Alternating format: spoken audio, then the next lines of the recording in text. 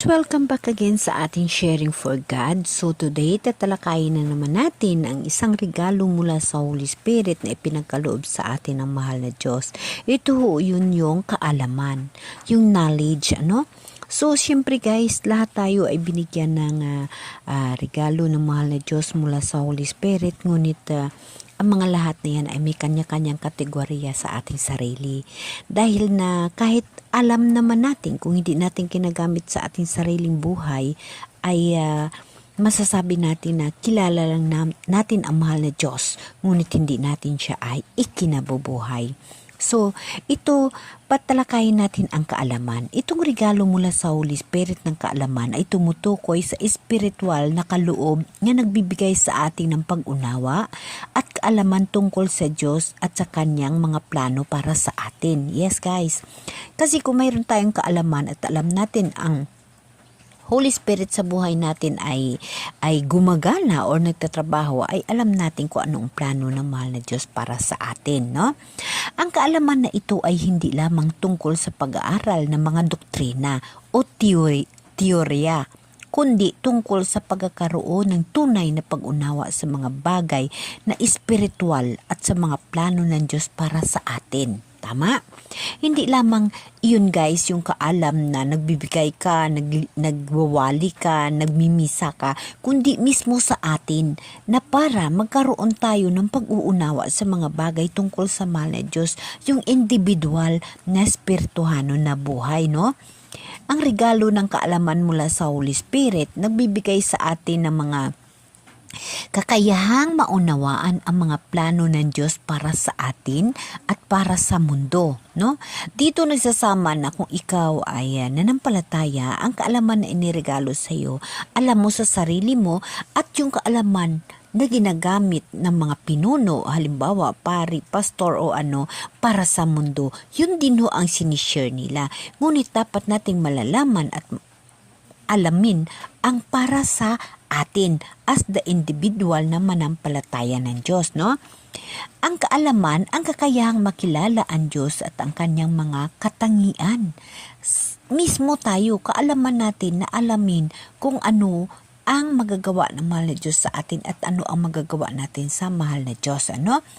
Ang kaalaman, ang kakayahang maunawaan ang mga bagay na espiritual at ang mga prinsipyo ng buhay spiritual. Yes guys, kailangan talaga natin alamin yun dahil na napakarami ho sa atin na nagtuturo na lahat ho yan ay tama. Ngunit para sa atin, kung nandito ang Holy Spirit na mahal ng Diyos sa puso natin, alam natin ang tamang direksyon sa buhay natin. Kaya itong kaalaman, isang regalo mula sa Holy Spirit ay isang malagang bahagi ng buhay espiritual ng isang Kristiyano, at ito ay nagbibigay sa atin ng kakayahang lumago sa ating panampalataya at sa ating relasyon sa Diyos. Yes guys, kung may kaalam ka, kung may kaalaman ka, at ginagamit mo sa buhay bilang tawhanon, alam mo kung paano maghanap buhay, magtrabaho, lahat, mas lalo nating alamin ang tungkol sa spiritual na buhay. Kasi ito guys, ang isang katunayan na kung ang kaalaman na niregalo ng Espiritu Santo sa atin ay ating isasama sa buhay natin kasama ang Holy Spirit na mahal na Diyos, ang tinatawag na knowledge ay magagamit natin. Magagamit natin, maunawaan natin kung ano ang tungkol lahat sa mahal na Diyos at kung anong plano ng mahal na Diyos para sa atin. Kaya guys, napakaraming bagay na dapat natin tuunan ng pansin para sa ating ikabubuti ng ating kaluluwa, para sa mga ating mga tinatawag na pangarap. Ako, kagaya ko, isang tao, nangangarap po ako ng buhay na walang hanggan. Kaya ho ako ay nagpapasalamat sa mahal na Diyos na binigyan ako ng pagkakataon, binigyan ho ako ng time na kumbaga naisipirit ako sa tawhanon na buhay o buhay mundo. Kumbaga ay natapos ko na yung aking obligasyon para sa tawhanon na mundo. At ako ay nananaliksik at nag-aaral, tinutuon ko ang aking kaalaman para sa Kanya. Ito na yung huli na aking tinatawag sa mundo dahil ako ay may edad na, dahil ako ay matanda na, dahil ako ay may karamdaman na. So ito na yung panahon ko para sa kanya. Dahil noong ako ay maayos pa, kumbaga kaya pa, nagtatrabaho ako. So wala akong lubos na panahon para sa mahal na Diyos. Ngunit kahit pa naman ang mga pangyayari na ganun sa buhay ko, ang buhay ko ay hindi naghiwalay sa mahal na Diyos. Kaya lahat na ginawa ko, lahat ng pagsisikap ay ginawa ko, nakasama ko siya. So ngayon, siya ang nag-step by step ng buhay ko. Binigyan niya ako ng pagkakataon na magkaroon ako ng oras, magkaroon ako ng kaalam upang alamin ang kanyang plano sa buhay ko. So ito, hindi ko ito sinasadya na ako'y mawala ng trabaho, ako'y may kasakit, ako'y dito lamang sa loob ng bahay, mag-stay. Ito ay plano ng mahal Diyos para sa akin upang makilala ko siya at ang kaalam na nandito sa akin ay aking ma-share sa inyo sa pamaraan ng ganito, ng pag-share ng mga kanyang mga pinapahiwatig sa akin, mga pulong niya, ay yung mga ginagawa ko sa buhay na ayon sa kanyang kautusan.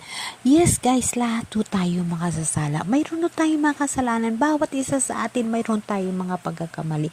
Ngunit tandaan natin, ang mga pagkakamali na yun ay nabigyan na ng patawaran ng ating mahal na Diyos dahil siya ay ginlansang sa krus para sa pagpatawad ng kasalanan natin. Ang gagawin na lamang natin, hindi tayo mananatili sa pagbuhay ng sarili natin sa kasalanan sa mundong ibabaw. So, ang pinili ng Diyos, ang tinatawag na pinili ng Diyos, isang bagay na paka-espesyal sa mahal na Diyos.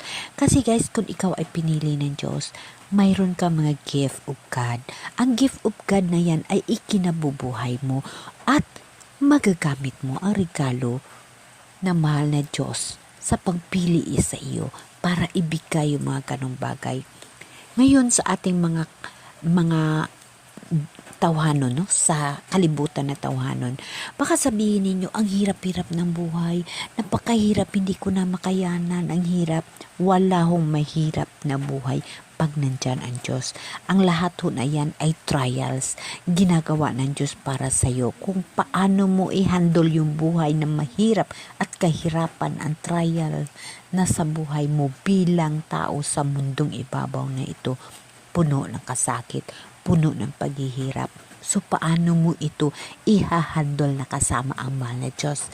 Kailangan mo isama ang mahal na Diyos upang labanan ang mga bagay na yan. Dahil yun ang paraan ng mahal na Diyos upang ikaw ay sanayin at bigyan ikaw ng totoong misyon na ikaw mismo para sa Kanya. Ang ibig sabihin, ang mga trials sa buhay, lagpasan mo yun. Isama mo siya. Wala hong mahirap na trial sa buhay pagkasama mo ang Diyos. Kasi lahat yan, sinusubok ka ng mahal na Diyos. Sinusubok niya ang lahat ng mga bagay kung paano mo panghahawakan, paano mo gampanan, paano mo i-handle sa buhay mo na hindi ka sa Kanya nag-alis. Kailangan mo labanan yung mga bagay na yan kasi yan ang mga paraan ng mahal na Diyos upang ikaw ay subukin at kilatasin sa lahat na kahirapan na iyong dinadaanan kung paano mo siya ipanampalataya at simbahin at trust. Kung paano mo i-trust ang buong buhay mo sa Kanya kahit pa napakahirap na nangyayari sa buhay mo.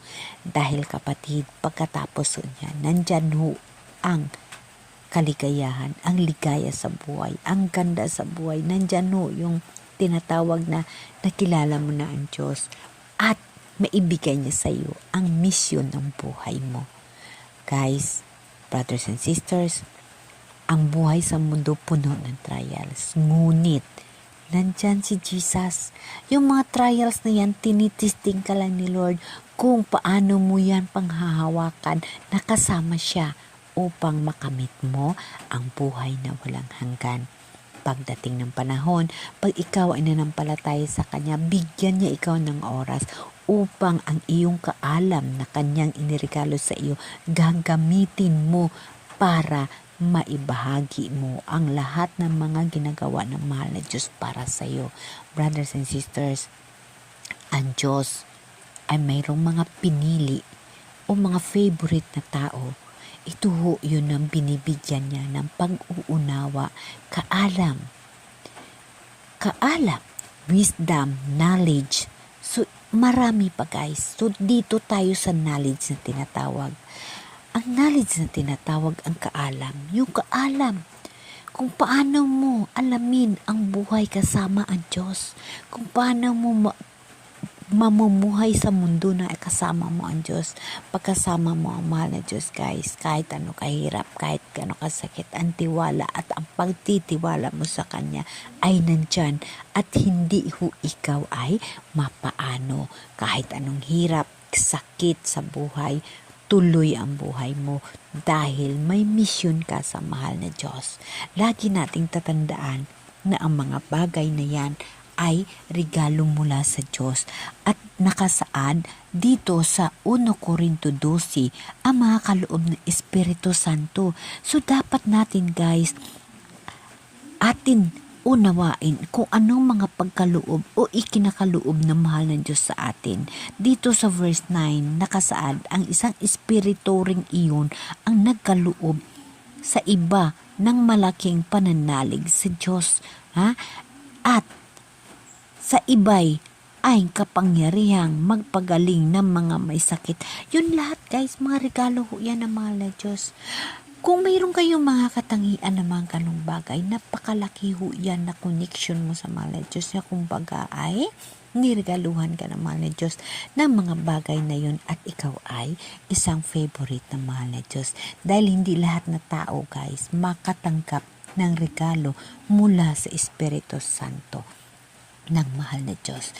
Ang regalo na kaalam or knowledge, ito ho yung mga bagay na maunawaan mo at naunawaan mo ang gusto ng Diyos sa iyo.